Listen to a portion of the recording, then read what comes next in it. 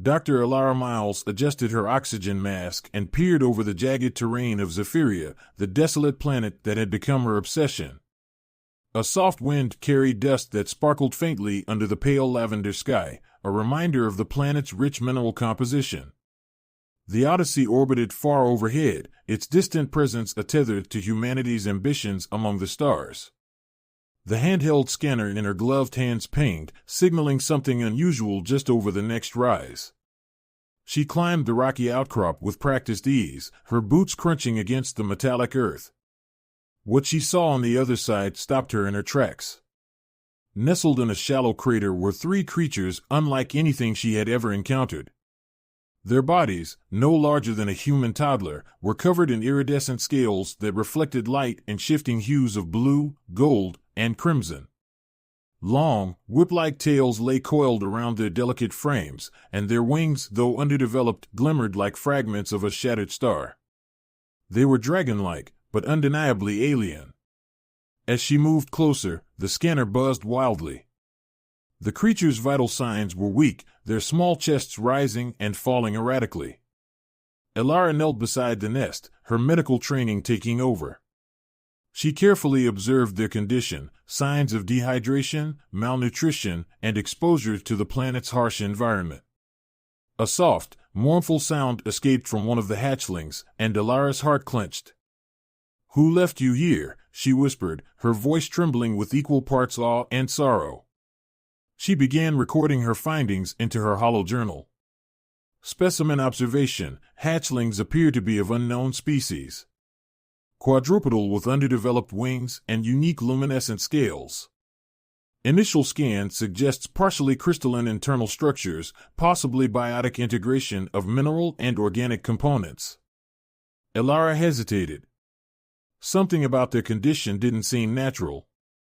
Zephyria, despite its unwelcoming environment, had an abundance of resources enough to support creatures of their resilience.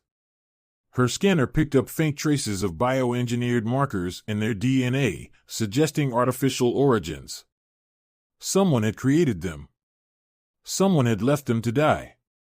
The realization sent a chill through her. Was this a failed experiment? A discarded project? The thought made her stomach turn. Back aboard the Odyssey, Elara's report was met with skepticism. Captain Rourke, a pragmatic man whose primary concern was the safety of his crew, frowned as he reviewed the data. "Dr. Miles," he said, his voice firm but not unkind, "we're here to catalog the planet, not rescue wildlife. You've seen how volatile Zephyria can be. Those creatures are likely dangerous, and their origins are precisely why we should study them," Elara interrupted, her voice rising. "This could be the discovery of a lifetime. They're not just animals, they've been engineered. We need to understand who did this and why." Rourke sighed. "You've got 48 hours to gather what you need, then we're moving on. If those things can't fend for themselves, that's nature's way." Elara didn't argue further. She knew convincing him was futile. But as she stood on the transporter pad, preparing to return to the surface, a quiet resolve took hold. She couldn't let these creatures die. Back on the planet, Elara set up a temporary lab near the nest, using portable equipment to monitor and stabilize the hatchlings. She synthesized a nutrient solution from the planet's minerals and carefully fed them through a syringe-like device. At first, they resisted, but soon the weakest of the three, the shimmering golden one she would later name Orm, began to respond. Its breathing steadied, and a soft glow pulsed along its scales. Elara worked through the night, shielding the hatchlings from the planet's frigid winds and cataloging their physiology. The data she gathered astounded her. Their crystalline bones were laced with microscopic conduits that conducted energy, and their scales absorbed solar radiation, storing it like living batteries. They were miracles of design, far beyond anything humanity had achieved. As dawn broke, Elara stepped outside her shelter to stretch her stiff limbs. The twin suns of Zephyria rose on the horizon, casting long shadows across the barren landscape. She gazed at the nest, where the hatchlings now rested quietly. For the first time in years, she felt a spark of something she thought she'd lost: hope. Whoever had abandoned these creatures might see them as failures, but to Alara, they were a chance to bridge the gap between the known and the unknown. A chance to prove that life, no matter how alien, deserved a chance to thrive. Little did she know, her decision to save them would set off a chain of events that would forever alter humanity's place in the galaxy. The days on Zephyria were long, stretching nearly 40 Earth hours. In that time, Alara's life became a routine of care, research, and fascination as she nurtured the 3 dragon-like hatchlings. Though the conditions were harsh, their resilience astonished her. She named them Solis, Vesper, and Aurum, inspired by their distinct traits and glowing personalities. Solis, with his vibrant red and orange scales, was the boldest, often wandering away from the nest to investigate Alara's equipment. Vesper, whose deep blue scales shimmered like the night sky, was quieter and seemed to prefer the shadows, often curling up near Alara as she worked. Aurum, the golden hatchling, was the smallest and most fragile but had a gentle warmth that made him seem the most connected to her. A struggle for survival, Alara discovered that the hatchlings thrived only under specific conditions. Their diet required minerals unique to Zephyria's surface, and their metabolism seemed intricately linked to the planet's solar activity. This dependency posed a problem. Zephyria's weather was volatile, and solar storms often disrupted the delicate balance of radiation they needed to absorb. One morning, after a violent sandstorm swept through the camp, Alara found Aurum weak and shivering. His glow had dimmed to a pale flicker, and his scales felt cool to the touch. Desperate, she scrambled to create a makeshift solar lamp using components from her shelter's energy core. "Come on, Aurum," she whispered, positioning the lamp above him. "You're stronger than this." Hours passed, but finally, the golden glow returned, faint at first, but gradually intensifying. Aurum let out a soft chirp and nudged her hand with his tiny snout, a gesture of gratitude that melted her heart. It wasn't just Aurum. Each day brought new challenges as the hatchlings struggled to adapt. Yet, their resilience and growing attachment to her amazed Alara. She often found herself laughing at Solis's antics as he tried to leap onto her shoulders, or feeling a quiet companionship with Vesper, who had taken to resting by her side as she worked late into the night. An unlikely connection, their intelligence became increasingly evident. Alara noticed how the hatchlings communicated through a series of chirps, hums, and subtle shifts in the light patterns across their scales. These interactions weren't random, they displayed a level of complexity that hinted at a deeper connection between the creatures. Solis, for example, often took the lead, guiding his siblings to safety during harsh weather. Vesper seemed to sense Alara's moods, staying close during moments of frustration or exhaustion. Aurum, though physically the weakest, displayed an uncanny ability to mimic Alara's actions. When she gestured toward the nutrient dispenser, he attempted to press the controls with his tiny claws. "Are you learning from me?" she asked one evening, watching Aurum tilt his head as if considering her words. Their bond grew stronger each day. Alara had never felt so needed, so connected to another living being. These creatures weren't just surviving, they were thriving because of her care. And in turn, they were teaching her something profound, that even in the farthest reaches of the galaxy, life could find a way to connect. A growing mystery. As she observed the hatchlings, Alara couldn't shake the feeling that they were more than just abandoned experiments. Their bioengineered nature suggested an intelligence behind their creation, but why would such advanced beings leave them to die? One evening, while scanning their DNA structure for abnormalities, Alara found something extraordinary, a faint but undeniable neural signature embedded in their genetic code. It was as if their very existence was meant to interact with a greater system, like biological keys waiting for a lock. "What were you made for?" she whispered, staring at the holographic projection of their genetic map. Her hollow journal was filling with discoveries that would shock the scientific community, but she couldn't ignore the ethical questions. Did she have the right to interfere? What if their creators returned? What if their very survival disrupted the balance of Zephyria, or, worse, the galaxy itself? Defiance and determination. The Odyssey's captain, Rourke, had given her 48 hours to gather data, but as the deadline approached, Alara refused to leave. When the ship attempted to contact her, she silenced her comms, determined to buy more time. She knew she was risking her career, perhaps even her life, but she couldn't abandon Solis, Vesper, and Aurum. As if sensing her inner turmoil, the hatchlings began to display new abilities. Solis emitted brief pulses of light, almost like flares, during moments of heightened emotion. Vesper's wings began to hum faintly, producing a low-frequency sound that calmed his siblings. Aurum, though still the smallest, started manipulating small metallic objects, drawing them toward him as if by magnetic force. Their abilities, though rudimentary, hinted at a potential far beyond what Alara could imagine. She documented everything, knowing that the implications of her findings were immense. If these creatures were capable of such feats as hatchlings, what could they become? But her time was running out. The Odyssey would return to Zephyria in a matter of days to retrieve her, and Alara knew the crew wouldn't tolerate her defiance. She needed a plan not just to save the hatchlings, but to protect them from a galaxy that might see them as tools or threats. As she watched Solis, Vesper, and Aurum huddle together under the soft glow of the makeshift solar lamp, Alara made a silent vow. No matter the cost, she would ensure their survival. She had found them abandoned, but they would not face the galaxy alone. What she didn't know was that forces beyond her understanding were already moving, and her decision to stay would set the stage for an interstellar conflict that would challenge everything she believed about life, science, and humanity's place in the universe. The comm panel in Alara's makeshift lab buzzed to life, crackling with static as the Odyssey's signal pierced through Zephyria's turbulent atmosphere.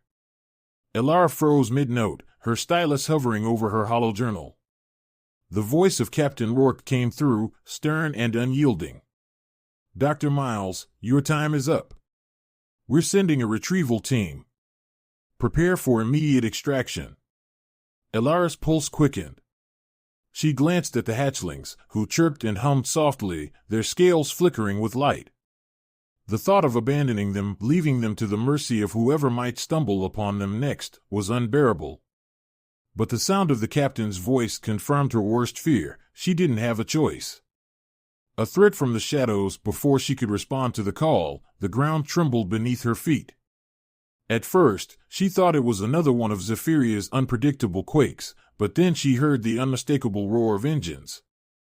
Alara rushed outside, shielding her eyes against the dusty wind as a rogue freighter descended near her camp. The ship bore no official markings, its hull scarred and patched with makeshift repairs. Alara's heart sank. She knew exactly what this was, a group of black market traders, likely tipped off by intercepted transmissions from the Odyssey.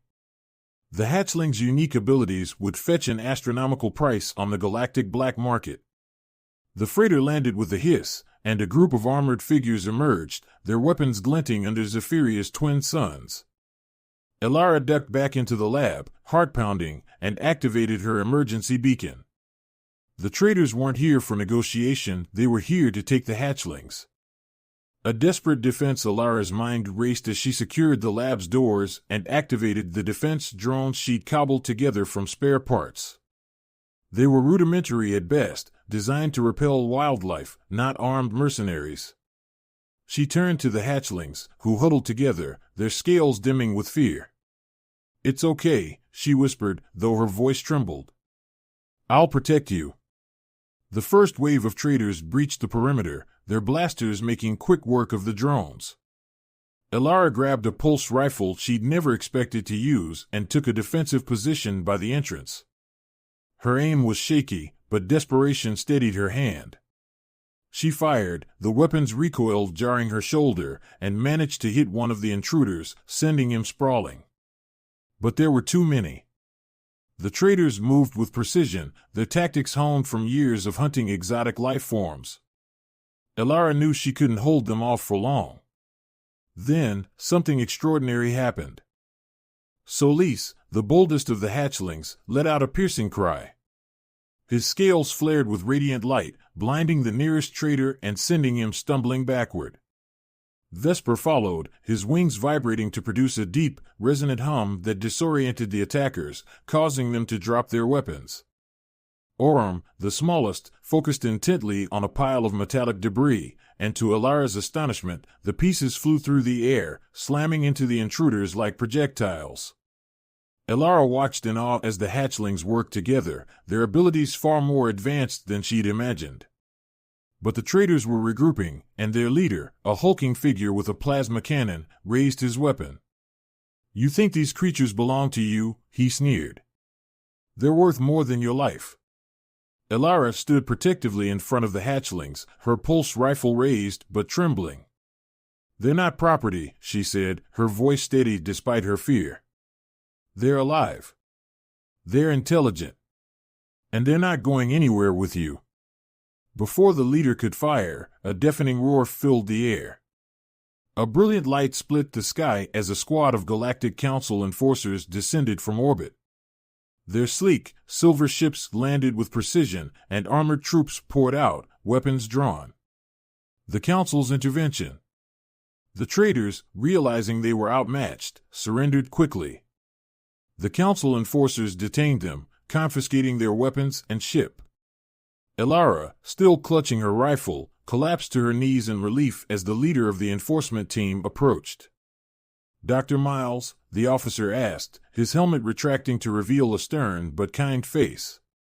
"We received your distress signal. You're safe now." Alara nodded, her voice shaky. "Thank you." "But the hatchlings dash."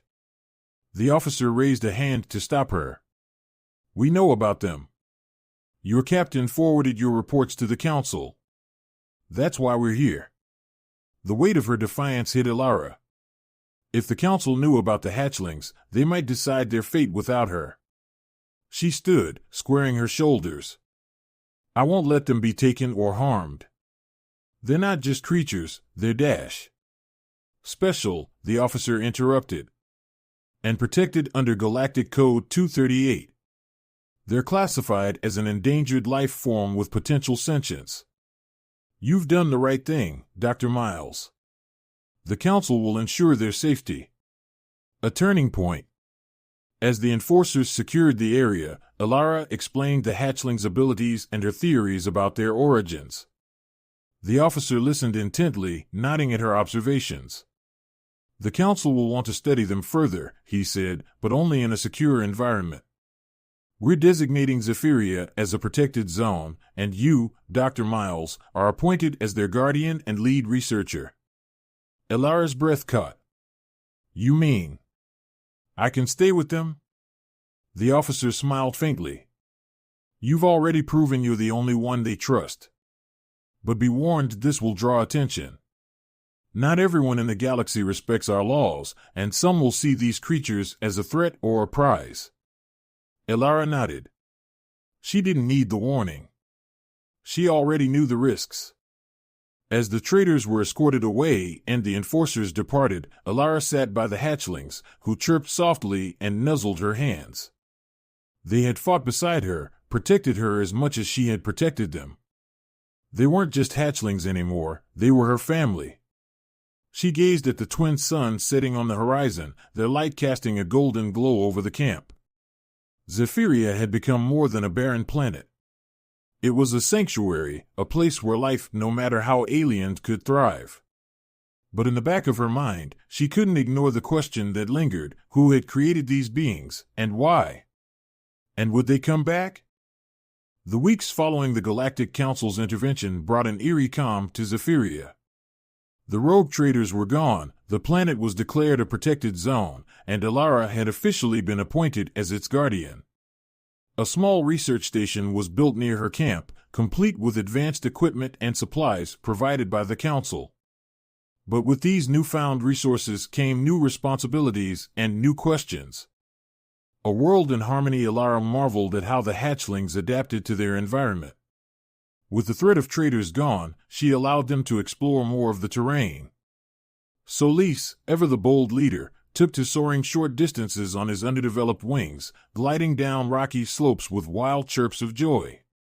Vesper seemed fascinated by the planet's mineral pools, his scales reflecting their shimmering hues as he dipped his claws into the water. Orm, though still the smallest, had begun manipulating metallic objects with increasing precision, often assembling them into intricate shapes. The hatchlings weren't just surviving, they were thriving. And more than that, they were restoring balance to Zephyria's fragile ecosystem. Elara discovered that their abilities had a symbiotic relationship with the planet's environment. Solis's light pulses encouraged the growth of crystalline flora, Vesper's sonic hums stabilized the planet's volatile seismic activity, and Orm's magnetism drew scattered metallic fragments into clusters, preventing harmful interference with the planet's energy fields. They're not just part of this world, Elara noted in her journal. They're its guardians. A message from the past one evening, while analyzing a sample of the hatchling's DNA, Elara noticed a strange sequence embedded deep within their genetic code. It pulsed faintly, as if alive, emitting a low-frequency signal that her instruments struggled to interpret. Intrigued, she set up a transmitter to amplify the signal, hoping to decode its meaning. Days later, the signal resolved into a pattern, not just a biological anomaly but a message.